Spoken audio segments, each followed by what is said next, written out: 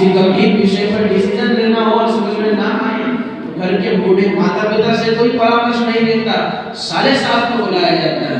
भागवत जी में लिखा है शालू को बुद्धि दान, कन्या विक्रयणो लोभात् दंपति नाच बंधनम। बोले आज के समय संबंध नहीं बनते, आज के समय तो धन देखा जाता है।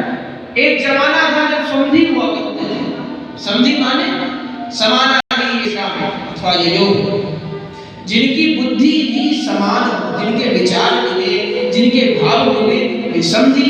बोले आज का जमाना है समधन, जिसका धन मिले वो समधन।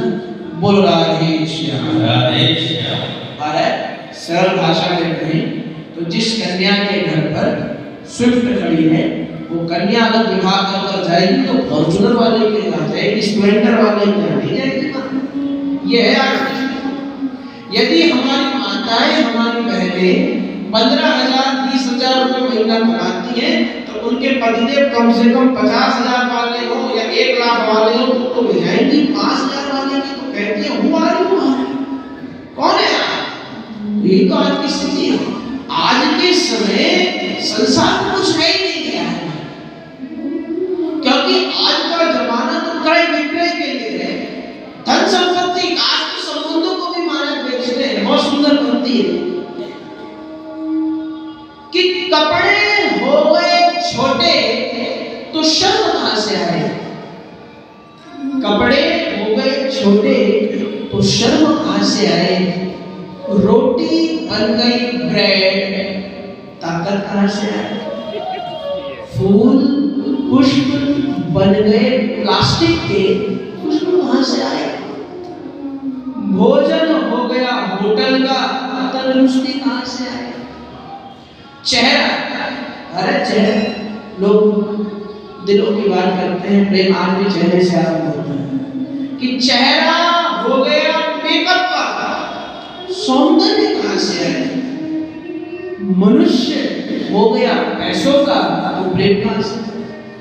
तो महाराज हम सब तो आज एक दूसरे के साथ बैठे नहीं है तो प्रेम के चक्कर में नहीं, उधार के चक्कर में, या तो किसी के पास कोई संबंध उधार का है, कोई पैसा उधार का है। जब तक किसी से कोई अपेक्षा रखते हैं तभी तक उसके साथ चलते हैं, नहीं तो बाद में तो हम पहचानने से इनकार कर देते हैं। ऐसे कलयुग के मनुष्य कन्या विक्रय होगा। आजकल तो संबंध बेचे जाते हैं खुले बाजार में। मुझे गुरुदेव बड़े पास में कहते हैं बेटा आजकल बहुत चिंता है, उचित भी है। हमारे रेस्क्यू में लोग कहते हैं भैया देखो दहेज नहीं मांगना चाहिए, उचित बात। जिसने आपके हाथ में अपनी कन्या को दे दिया उससे आप क्या मांगोगे? क्योंकि एक समय होता महाराज, आज भी ऐसा समय है, पहले अपनी बेटी को, उसके साथ धन संपत्ति दो, फिर हर तीज त्योहार पर दो दो दो, इनका कभी नहीं कहता। ठीक है, गुरुदेव कहता है बिल्कुल सत्य वचन है, लेकिन आप यदि मना कर रहे हैं दहेज देंगे तो आप तो मानते हैं बेटा कितनी संपत्ति है। जब रिश्ता आता है तो लड़के से क्या पूछा जाता है? बेटा कमाते कितना हो? संस्कार बाद में, बेटा सरकारी नौकरी है ना। गुरुदेव कहते हैं बेटा एक जमाना वो था जब विवाह करने के लिए मछली की आंख बेचनी पड़ती थी, और एक जमाना आज का है विवाह करने के लिए सरकारी नौकरी को पेपर भेजना पड़ता है। कब होगा?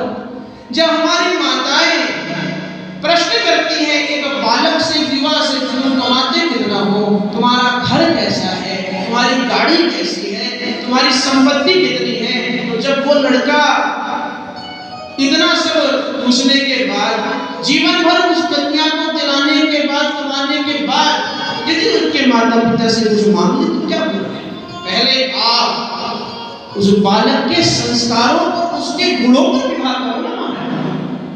लड़के की संपत्ति पर आप विवाह कर रहे हैं तो लड़का भी तो आपकी संपत्ति जाता है। आप लड़के के संस्कार पर यदि विवाह करेंगे तो फिर इसके पश्चात यदि लड़का या लड़के का परिवार आपसे कुछ मांगता है तो बाकी है, परंतु यदि आप उनकी संपत्ति को देकर विवाह कर रहे हैं तो उनका आपकी संपत्ति पर अधिकार जमाना कोई बात नहीं। हमारा दूसरों के घर पर मंत्र देखते हैं ये जाने बिना कि अपना घर भी कांच का है।